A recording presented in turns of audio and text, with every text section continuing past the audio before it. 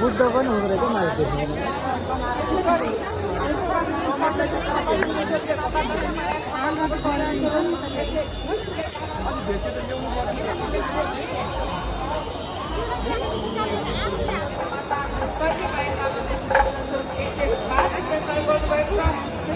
त्यही त क्रिस्चियन पनि हुन्छ मुस्लिम पनि हुन्छ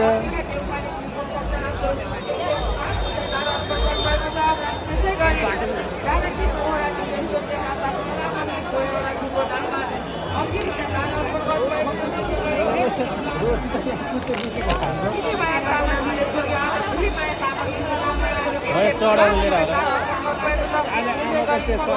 गर्ने यही गर्दा त्यो छेकिएको पनि आएर फुकाउने होला